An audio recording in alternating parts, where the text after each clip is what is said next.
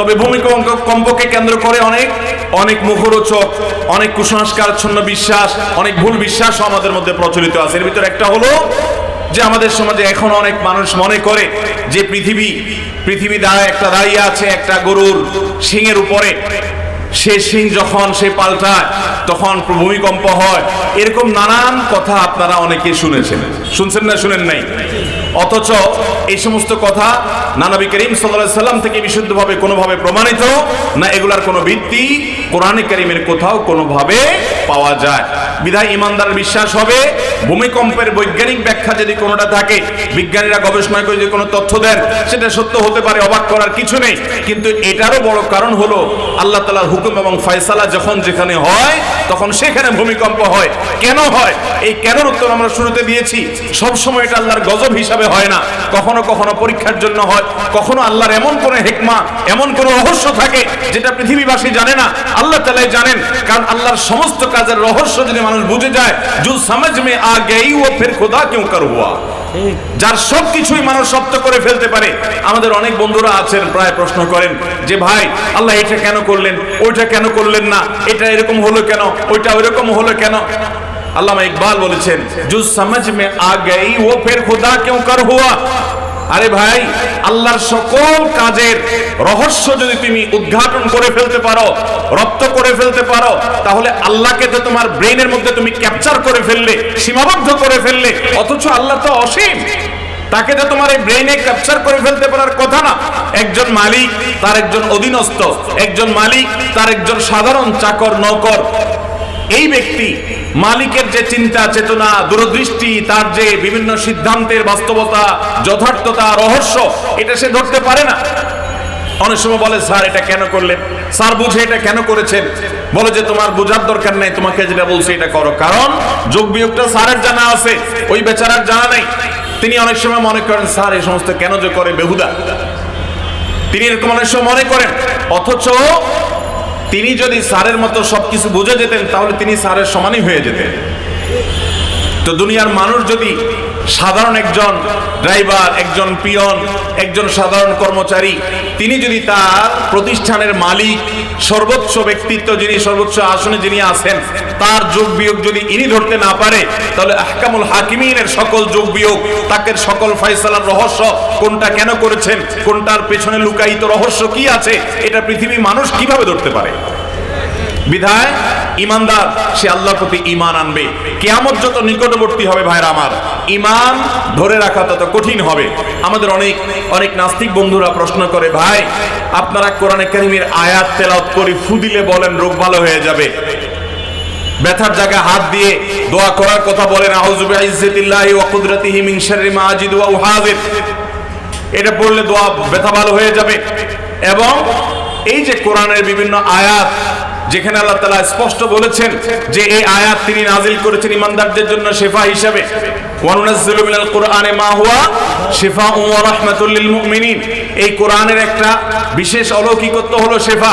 আমি বলি ভাই, কোরআনের অলৌকিকত্ব যদি, এই অলৌকিকত্ব যদি দেখতে চান, আমি আপনাকে হলফ করে বলতে পারবো কোরআনের অন্য কোনো অলৌকিকত্ব দেখাতে পারি বা না পারি, এই অলৌকিকত্ব আপনি দেখতে পাবেন অবশ্যই এই কোরআন কিভাবে মানুষের জন্য শিফা হয়। প্রশ্ন হলো যে কোরআন মুখে উচ্চারণ করে তেলাওয়াত করবে আর ফু দিবে আরেকজন ভালো হয়ে যাবে, এটা কিভাবে সম্ভব?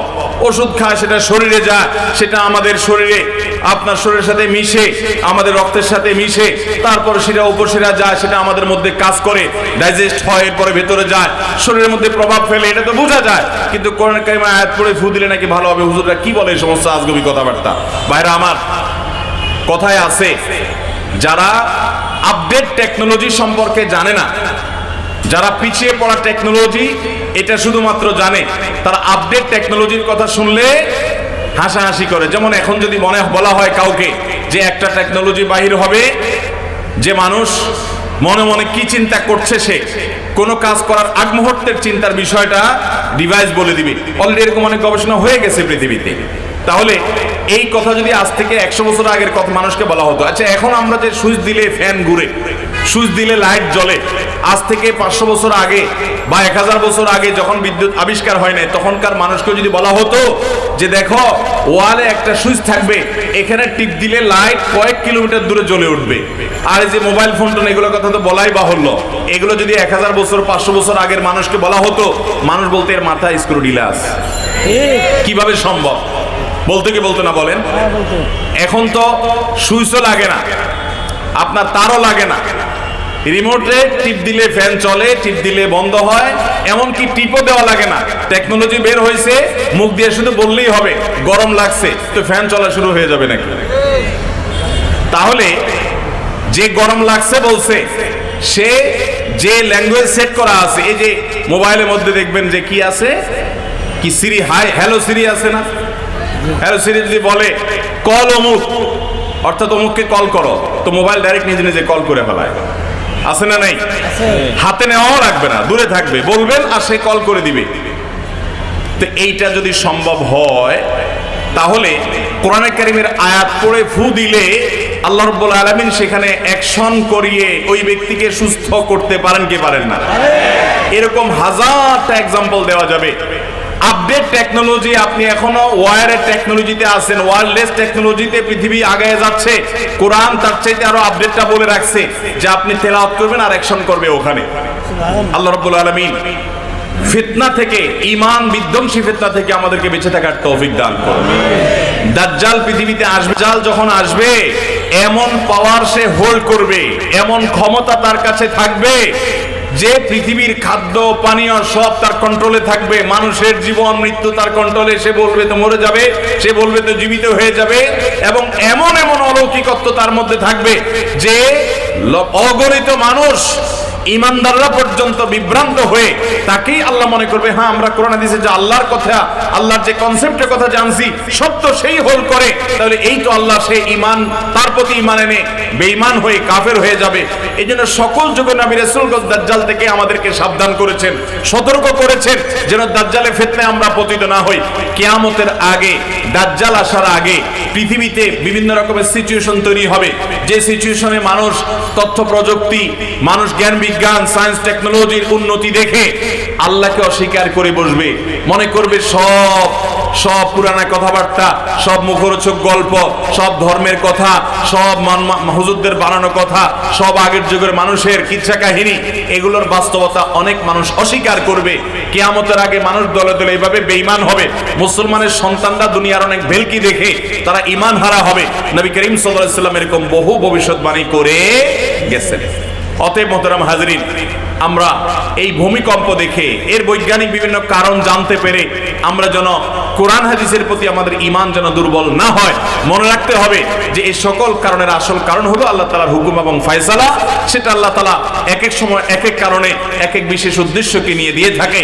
তবে কিয়ামত যত নিকটবর্তী হবে, কিয়ামতের আগে অধিক পরিমাণে ভূমিকম্প হবে, আর বড় বড় 3টি ভূমিধসের ঘটনা ঘটবে, যেগুলো কিয়ামত একেবারে নিকটবর্তী হয়ে গেছে, পৃথিবীর আয়ু শেষ, সৃষ্টি জগতের আয়ু শেষ, এটি বুঝাবে। ওই সমস্ত ঘটনাও ঘটবে। আল্লাহ রাব্বুল আলামিন এই সমস্ত ভয়াবহ এবং এই সকল ঘটনা থেকে, মর্মান্তিক দুর্ঘটনা থেকে আমাদেরকে শিক্ষা গ্রহণ করার তৌফিক দান করুন।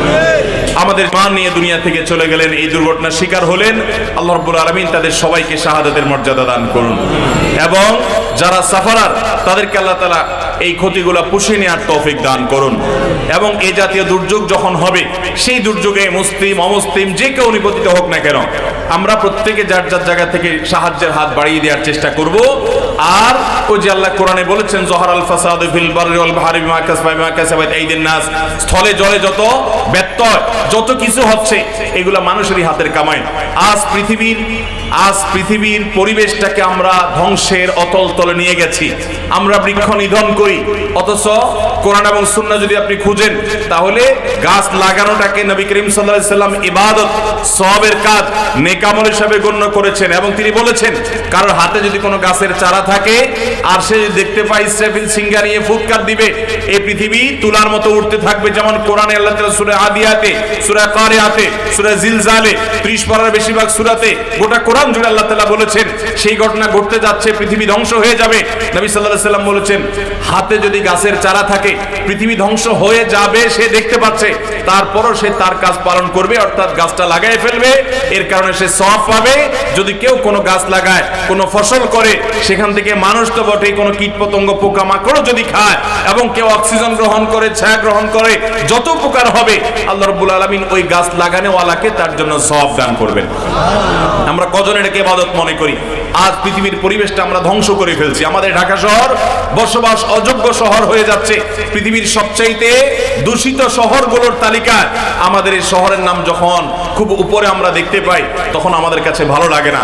এই জন্য আমরা প্রত্যেকটা মানুষ যার যার জায়গা থেকে আমাদের এই শহরটাকে বাসযোগ্য করতে হবে।